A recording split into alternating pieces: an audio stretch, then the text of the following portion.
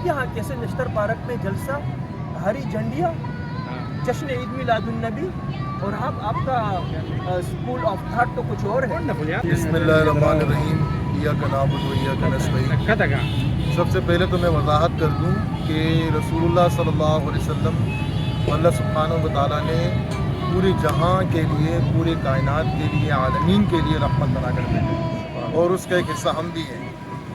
تو کیا ہمارا حق نہیں بنتا کہ ہم ایسے مشفق نبی جو ہمارے لیے روئے، جو ہمارے لیے راتوں کو جاگیں، جو ہمارے لیے اللہ سبحانہ و تعالیٰ کے سامنے گڑ گڑا کر روتے رہیں، جو ہمارے لیے ہدایت کا نور لے کر آئیں، جس نبی نے ہمیں گمراہی سے نکالا، جس نبی نے ہمیں اللہ کے قریب کیا، ایسے نبی صلی اللہ علیہ وسلم کی ولادت باسعادت ہو اور اس سے ہم محروم ہوں، ہم اس سے پیچھے رہ جائیں، تو یہ آپ کی خیالی ہوگی یا آپ کی کمزوری ہوگی.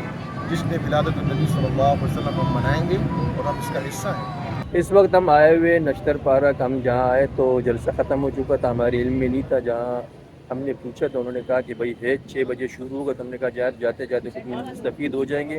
لیکن جب ہم یہاں آئے تو یہاں کا منظر کچھ یوں تھا. لیکن ہماری خوش قسمتی کہ ہمارے بھائی یہاں ہمیں ملے. ان سے ہم پوچھیں گے کہ ہم تو محروم ہو گئے، لیکن آپ ہمیں محرومیت سے بچانے کے لیے بتائیے گا کہ کیا خاص نکات بیان ہوئے، کیا بتایا گیا تاکہ ہم بھی اپنے قلوب کو منور کر سکیں. بسم اللہ الرحمن الرحیم. السلام علیکم ورحمۃ اللہ وبرکاتہ. سب سے پہلے آپ کا بہت شکریہ، آپ نے جو ہے وہ اس عشق رسول کی باتوں کو سننے کے لیے ہمیں منتخب کیا ہے.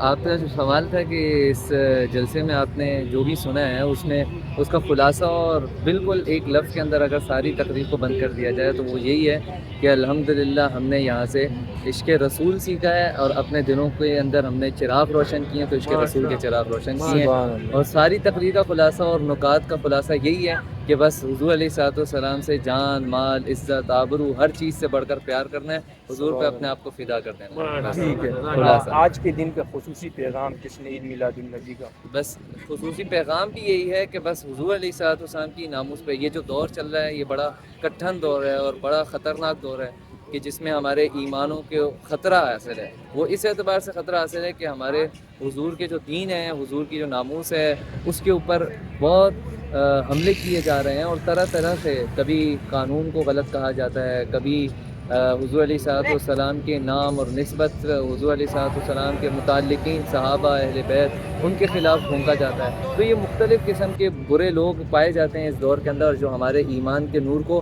ختم کرنا چاہتے ہیں. لیکن اللہ تعالیٰ فرماتا ہے کہ ایمان کا نور کوئی بجھا نہیں سکتا، اللہ کے دین کا نور کوئی بجھا نہیں سکتا.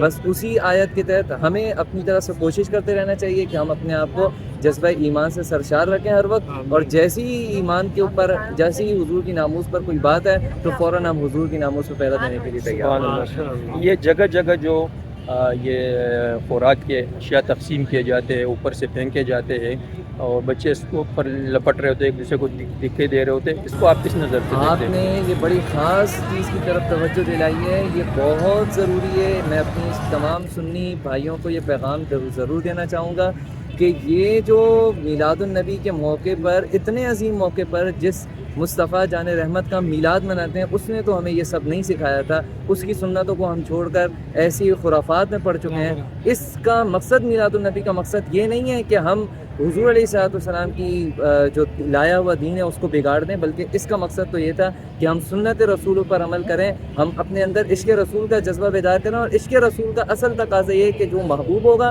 جو معشوق ہوگا، اس کی اتباع کرنی، اس کی پیروی کرنی ہے. اور اس کی پیروی اسی میں ہے کہ ان کی سنتوں کو اجاگر کیا جائے، ان کی سنتوں کو روشن کیا جائے، ان کی سنتوں پر عمل کیا جائے. یہ رزق کا ضیاع کرنا، یہ طرح طرح کی خرافات، بے حیائی، خواتین کا تیار ہو کے باہر آنا، یہ تمام کے تمام ہمارا اس سے کوئی تعلق نہیں ہے. یہ جاہلوں کا طریقہ کار ہے، اور اللہ تبارک و تعالیٰ اہل سنت و جماعت کو ان جاہلوں سے نجات عطا فرمائے، اور باقی تمام لوگوں کے دلوں میں بھی عشق رسول کی شمع کو روشن فرمائے. اگر ہم گھر میں جشن عید میلاد النبی یا میلاد منانا چاہتے تو کیا سمپل سا آسان طریقہ کار کیا ہوگا؟